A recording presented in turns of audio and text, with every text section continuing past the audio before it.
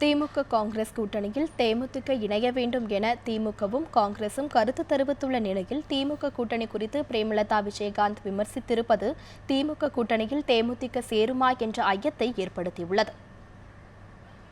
திமுக கூட்டணி குறித்து பிரேமலதா விஜயகாந்த் விமர்சித்திருப்பது குறித்து திமுகவின் சார்பில் நம்மிடம் பேசிய வைத்தியலிங்கம், தற்போதைய நிலையில் திமுக கூட்டணி வலுவாக உள்ளதாகவும் தேமுதிகவின் நிலைப்பாடு என்னவாக இருந்தாலும் இந்த தேர்தலில் நிச்சயம் திமுக வெற்றி பெற்று ஆட்சி அமைக்கும் என தெரிவித்தார்.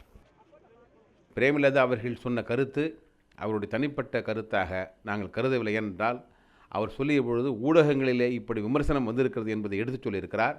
அதற்குரிய விளக்கத்தை கலைஞர் தான் தர வேண்டும் என்று சொல்லுகிறார். நிச்சயம் கலைஞர் அதற்கு விளக்கம் பலமுறை சொல்லியிருக்கிறார், இனியும் சொல்லுவார்.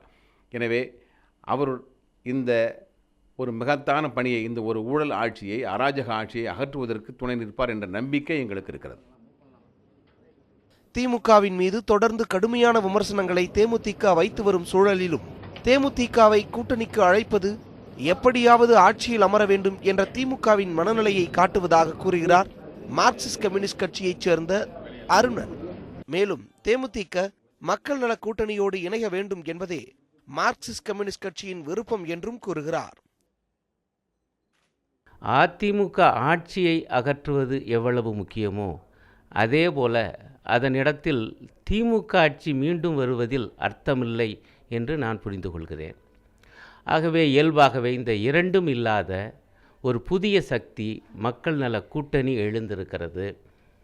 ஆகவே அந்த கூட்டணியிலே தேமுதிகவும் வந்து இணைய வேண்டும் என்று நாங்கள் ஆவலுடன் எதிர்பார்க்கிறோம்.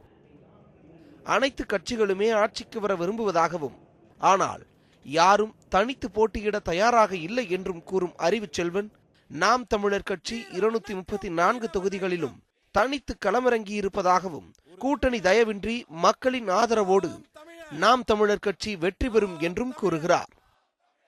திமுக காங்கிரஸோடு சேர்ந்தாலும் தேமுதிகவோடு சேர்ந்தாலும் மக்கள் அவர்களை நம்ப தயாரில்லை. கடந்த கால திமுக ஆட்சி என்பதும் கடந்த கால திமுகவின் மீது சுமத்தப்பட்ட விமர்சனங்களும் என்பதும் அவர்கள் அதற்கு சொன்ன காரணங்களும் காங்கிரஸ் கூட்டணியிலிருந்து வெளியே வருவதற்கு அவர்கள் சொன்ன காரணங்களும் இன்னும் மக்கள் மனதில் அப்படியே இருக்கிறது. ஒருபோதும் இந்த தேர்தலில் அது பிரதிபலிக்காது. நாம் தமிழர் கட்சி 234 தொகுதியிலும் தனித்து போட்டி என்று மக்களோடு நிற்கிறது. நாங்களே மாற்றென்று புதிய வரலாறு படைப்போம் என்று, எங்கள் திருநாட்டில் எங்கள் நல்லாட்சி தமிழர் ஆட்சி அமையும் என்று மக்களோடு நிற்கிறோம். இந்த கூட்டணி தான் வெல்லும் என்று நாங்கள் நம்புகிறோம். அரசியலில் நிரந்தர எதிரியும் இல்லை, நண்பரும் இல்லை என்ற கடந்த கால வரலாறு இந்த தேர்தலிலும் தொடரக்கூடும் என்று கூறும் அரசியல் நோக்கர்கள் தேர்தல் நெருங்கும் போது யார் யாரோடு சேர்ந்தாலும் அதில் வியப்படைய ஏதும் இல்லை என்கின்றனர். செய்தி பிரிவு நியூஸ் 7 தமிழ்.